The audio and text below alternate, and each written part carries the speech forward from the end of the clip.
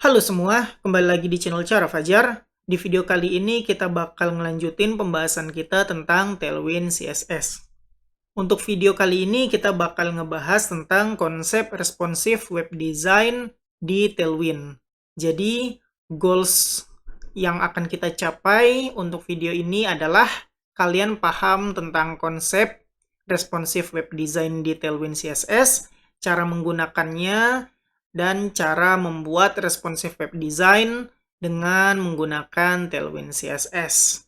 Nah, ini ternyata di Tailwind konsep responsive web design itu gampang banget dan fleksibel banget. Kalian bakal ngerasa kalau emang benar gampang setelah kalian coba deh gimana bikin responsive web design di Tailwind CSS. Beneran gampang. Oke, jadi nggak usah berlama-lama, kita mulai tutorialnya sekarang. Kita mulai dari bahas responsive web design di Tailwind dulu ya. Jadi kalau kalian mau ikut-ikut baca sendiri, kalian bisa kunjungin dokumentasi Tailwind CSS bagian core concept, bagian responsive design. Oke, kita bahas dulu. Untuk membuat responsive web design, gampang banget ya. Ternyata kita cuma perlu setting dulu ini di website kita. Kalian tahu kan, kalau di website kalian HTML ada yang head, meta bla bla bla bla bla bla bla bla bla, semua kayak begitu. Nah, kalian harus sertain ini di website kalian, copy aja, terus paste ke tag head ini. Jadi misalnya di sini. Nah, karena aku udah ada, jadi nggak perlu. Oke, intinya pastikan kalian kalau mau bikin responsive web design, ini harus ada di tag head kalian. Oke, lanjut. Nah, setelah kalian tambahin ini view meta tag ini, viewport di website kalian, itu artinya kalian udah ngebolehin website kalian menjadi responsive web design. Dengan kata lain, atau dengan kata mudahnya, kalian ngebolehin website kalian responsive web design gitu ya.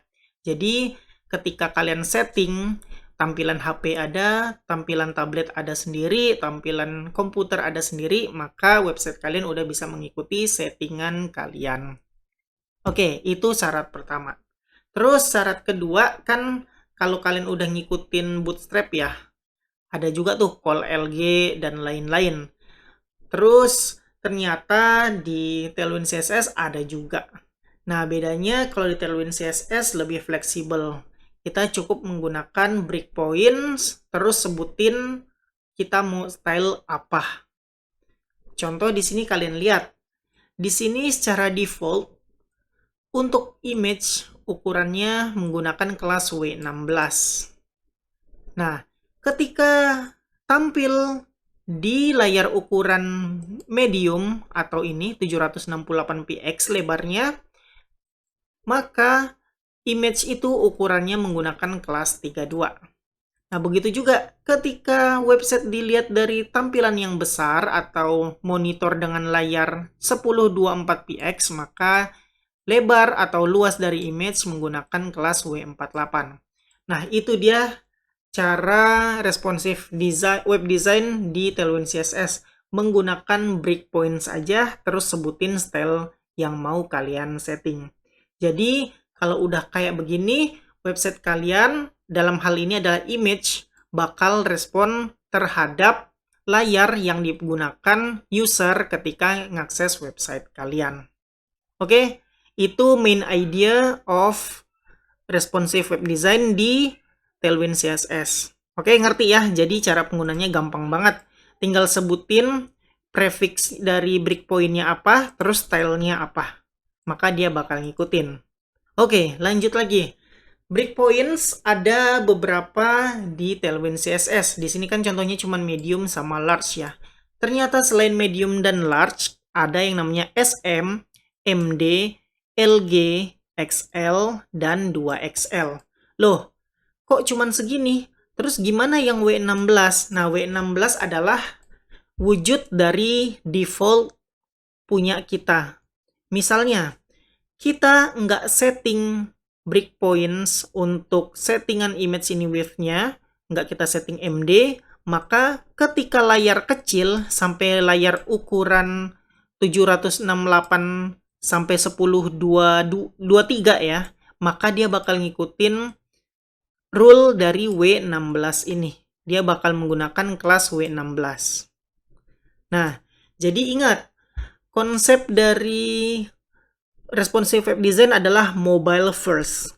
Ketika kalian nggak manggil breakpoints prefixnya ini, maka kalian mulai dari ukuran paling kecil sampai, kalau misalnya nggak ada ya ini ya, sampai seterusnya segede apapun layar kalian, maka image kalian bakal menggunakan kelas W16.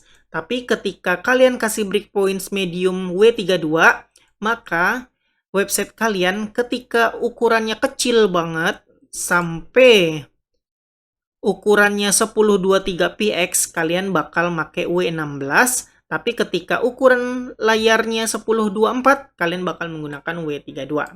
Oke, balik lagi ke breakpoints. Jadi, breakpoints di Tailwind ada ini ya, SM, MD, LG, XL, dan 2XL. Untuk memahami, kalian harus paham minimum width untuk tiap-tiap breakpoints. Ketika SM, mulai dari 640. Nah, ketika kalian menggunakan SM di sini settingnya ada, ketika layar kalian 640 sampai di atas, di bawah ya, sorry, di bawah ini, maka kalian websitenya ngikutin aturan dari SM. Mungkin bakal lebih jelas ketika praktek nanti ya.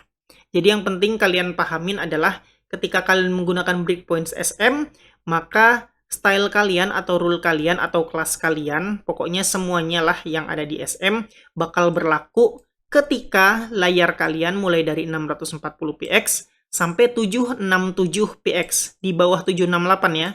Jadi 640 sampai 767.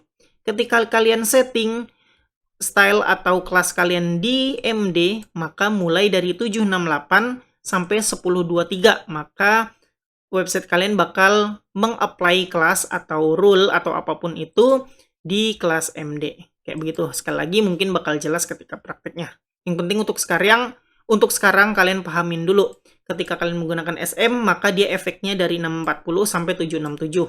Ketika MD mulai dari 768 sampai 1023. Ketika menggunakan LG mulai dari 1024 sampai 1279. Ketika menggunakan XL mulai dari 1280 sampai 1535 dan seterusnya. Pokoknya kalian pahamin dulu breakpoints dan berlaku sampai luas layar kalian berapa. Kalau udah paham, oke. Kalian udah siap untuk praktek menggunakan responsive web design di Tailwind CSS. Untuk prakteknya, aku bakal coba menggunakan IMG ya, atau menampilkan image di website, tapi menggunakan responsive web design. Intinya kayak beginilah yang mau aku bikin.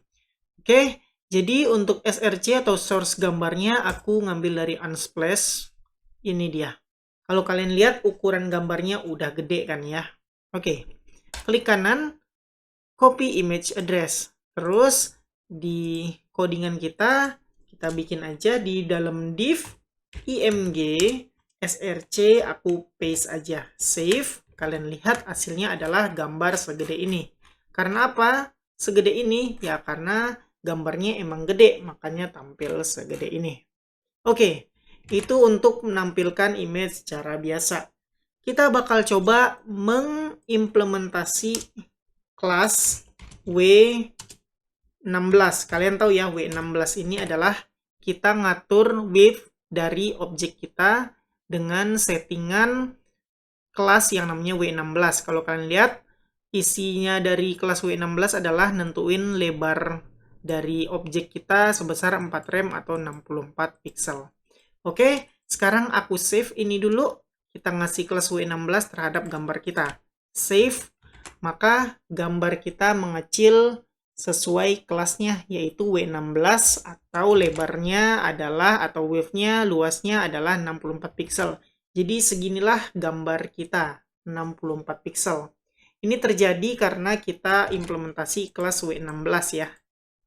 Nah, itu untuk W16.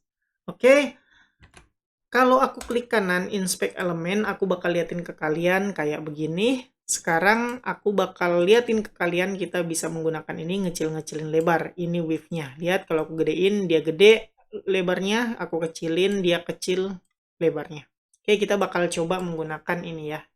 Inspect elemen. Caranya kalau kalian belum tahu ya, klik kanan, inspect, terus di sini ada gambar komputer sama HP ya, toggle device bar, kalian klik aja supaya aktif. Dan di sini kalian bisa otak-atik lebar atau luas dari website kalian tampilannya. Ini jadi dianggap kayak layar kalian lah. Oke, jadi balik lagi kita ngasih kelas W16 terhadap image kita. Jadinya kayak begini. Nah, karena kita kasih W16, ini kan belum responsif ya. Karena kita ngasih kelas W16 dulu ke semua tampilan. Jadi ketika aku nonton atau ngeliat website di tampilan HP, misalnya HP seginilah kecil. Lebarnya atau luas dari gambar juga berapa pixel, aku lupa. Juga 64 pixel. Ketika aku nonton dari tablet, misalnya segini, gambarnya tetap 64 pixel. Ketika aku nonton dari layar komputer, segini misalnya ya, gambarnya juga tetap 64 pixel. Kalian bayangin, aku ngelihat website kalian, gambarnya kayak begini di tampilan komputer. Enak nggak sih ngelihatnya? Kan nggak enak tuh ya. Makanya itu kita menggunakan responsive web design. Oke, balik ke codingan. Ini W16 tadi. Tadi kita udah bahas untuk membuat responsive web design, kita kasih prefix dulu. Nah, sekarang kita setting nih untuk ukuran small. Tadi kita udah lihat untuk ukuran small adalah mulai dari 640 pixel sampai 767 pixel. Itu bakal mengikuti ukuran small. Nah, kita coba implementasi. Aku bakal kasih kelas SM.2, misalnya W32. Maka ketika ukuran layar yang nonton adalah small, maka kelas ini bakal menggunakan, gambar ini bakal menggunakan style dari kelas W32, yaitu luasnya 128 pixel. Kita coba kecilin, ini layar HP kita, menggunakan kelas W16. Aku save, ini W16. Ketika aku gedein dikit, yaitu sampai berapa? Small adalah 640. Aku bakal coba gedein layar 640. Yang terjadi adalah, lihat. Tuh, gambarnya membesar ya. Lihat, ini small 640, gambarnya membesar. Coba aku kecilin, turun jadi 639, maka gambarnya mengecil. Ikut aturan dari kelas W16. Nah itu teman-teman responsive web design. Dia bakal ngikutin rule kita. Ketika kecil dia bakal ngikutin W16. Ingat, karena nggak ada prefix, dia bakal mulai dari yang paling kecil karena mobile first. Tapi ketika ukuran layar adalah small, W3 bakal menggunakan style dari W32. Ini dia. Nah ini kecil, ketika pakai ukuran HP small, ukuran layar small, jadi segini luasnya. Oke. Sekarang kita lihat 640 pixel sampai 767. Kalau aku ganti ini luasnya, misalnya aku gedein ya, sampai 767, karena ini susah nih, aku ketik aja langsung 767, enter. Nah, ini adalah ikut ukuran small. Karena kita belum implementasi mediumnya berapa, maka ketika aku gedein lebih dari 767, dia bakal ngikut dari small. Ukuran atau rule small. Ingat? Yang paling terakhir adalah kita ngasih small. Ingat ya, mobile first yaitu kecil, small, nanti kalau ada medium, large, dan lain-lain. Karena yang terakhir adalah kita setting small, walaupun kita gedein, tuh, dia bakal ngikutin ukuran small karena small yang paling belakang di setting. Oke, ngerti ya? Aku balikin lagi, jadi berapa tadi? 767. Ini ukuran dari small. Sekarang kita coba lagi untuk responsifnya. Untuk ukuran layar medium, ini dia, MD, prefixnya .2, kita kasih kelas lebih besar lagi, yaitu misalnya 64, W-64. Kita coba save, kalian lihat, ini 767 adalah batas akhir dari small. Ketika nyampe 768, maka ngikutin ukuran MD. Di sini kita udah bikin ya, ukuran MD adalah W64, seharusnya bakal lebih gede dari ukuran small. Ini ketika aku ganti jadi 768, maka ini bakal menjadi besar lagi, ngikutin dari kelas W64. Kalau nggak percaya, aku gedein. Tuh, kalian lihat luas atau ukuran dari gambar berubah. Karena apa? Karena kita udah ngasih tahu, "Wey, untuk medium pakai kelas W64." Oke, ketika medium layarnya, maka dia pakai kelas ini yang W64. Nah, coba lagi aku kecilin. Tuh. Nah, kayak begitu teman-teman. Nah, kalian bisa lihat ya, inilah yang namanya responsive web design. Oke, terakhir aku contohin, aku bakal kasih LG W misalnya gede banget nih, W titik D96 misalnya. Ups. W96. WD96 ya. Ketika aku kecilin tadi ya, sebentar aku save dulu. Nah, ini kita coba 767 MD 767. Ups. 767. Nah, ini tadi 767 masih small. Salah 768. Ini udah medium. Nah, sekarang kita coba. Kan small 768 sampai 1023. Ketika aku pakai ukuran 1023 atau aku nonton dengan layar 1023, dia masih menggunakan ukuran W64 gambarnya.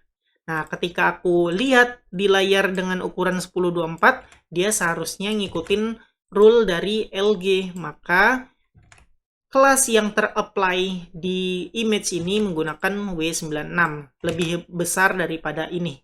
Oke, kalau nggak percaya kita coba gedein 1024 pixel. Tuh, kalian lihat gambarnya berubah. Oke, itu dia konsep dari responsive web design, teman-teman.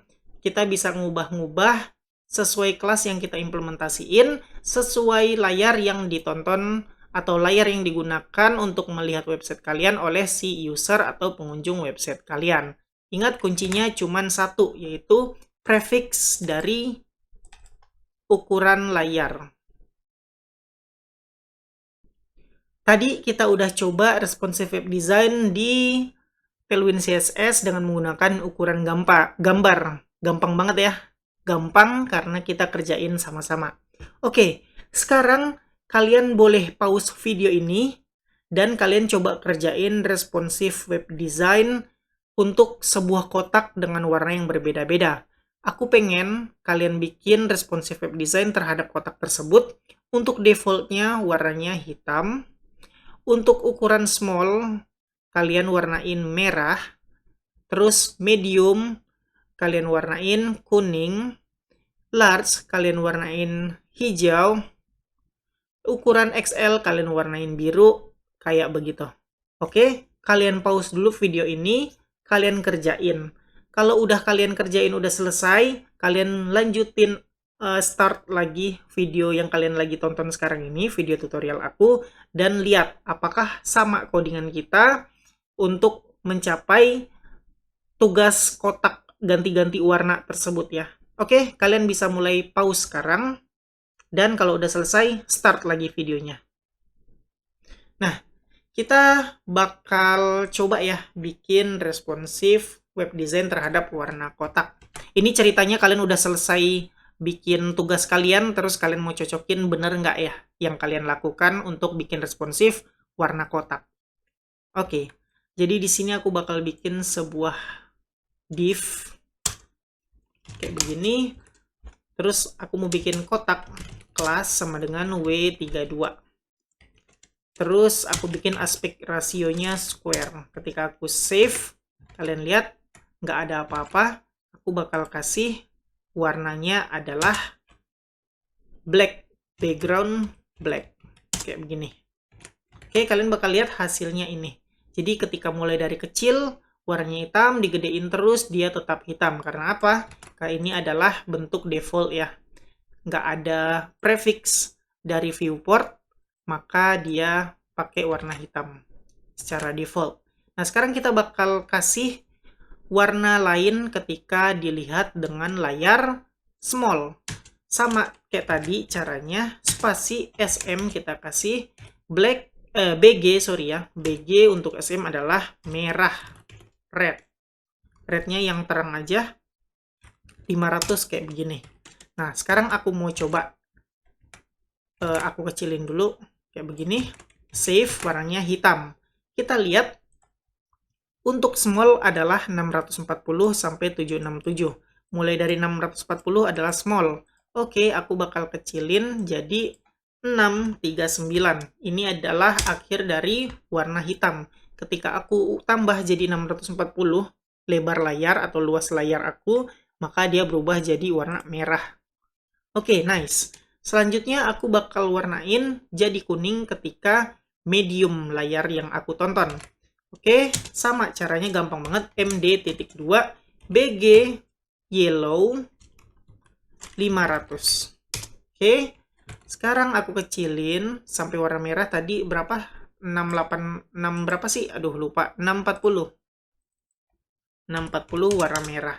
Nah, sekarang untuk lebih besar atau medium, aku udah set warna kuning. Kita coba save. Sebelumnya kita lihat dulu untuk medium adalah 768. Kita coba 767, kotaknya tetap berwarna merah. Kita coba jadi 768, warnanya seharusnya jadi kuning. Nice. Untuk medium works.